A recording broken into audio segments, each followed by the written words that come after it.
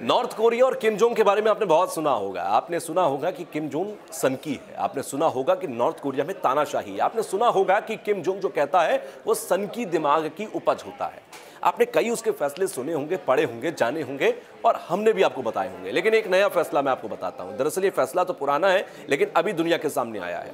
Kim Jong Un ने क्या किया है कि अपने देश के अंदर, उसके पिता का नाम है किम जोंग इल, और ये 3 पीढ़ियों से इनका परिवार नॉर्थ कोरिया के ऊपर लगातार शासन कर रहा है। अब इनकी तानाशाही आप सुनिए। अभी हाल फिलहाल में इन्होंने एक मिसाइल टेस्ट किया है जिसके बाद अमेरिका को भी इन्होंने चेता दिया कि हम अब तुम्हारी सुनते नहीं है। दक्षिण कोरिया पर तो लगातार ये धौंस जमाता ही है। अब सवाल ये है कि किम जोंग ने जो कहा है, जो फैसला दिया अपना, वो सुनिए। किम जोंग इल की यानी कि इनके पिता की जो मृत्यु हुई, जिस दिन निधन हुआ, तब से ये फैसला लागू कर दिया कि निधन के दिन से 11 दिन तक पूरे देश में कोई हंस नहीं सकता, कोई रो नहीं सकता।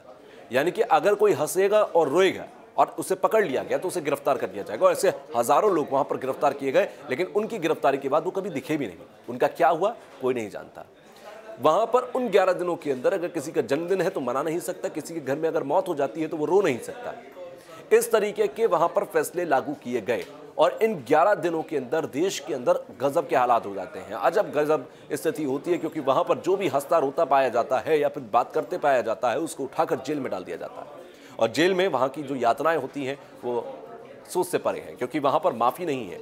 आप वहां के कानूनों को अगर देखेंगे नॉर्थ कोरिया के, तो उन नॉर्थ कोरिया के कानूनों में कहीं पर भी माफी का जिक्र है ही नहीं। वहां तो सख्त से सख्त सजा का जिक्र होता है। तो आप नॉर्थ कोरिया और किम जोंग के इन तानाशाही और अजब गजब फरमानों पर, फैसलों पर अपनी राय जरूर दीजिए। नीचे कमेंट बॉक्स में लिखकर बताइए कि नॉर्थ कोरिया और किम जोंग किस तरीके के फैसले देता है। आपकी उस पर राय क्या है, नीचे कमेंट बॉक्स में जरूर लिखिएगा।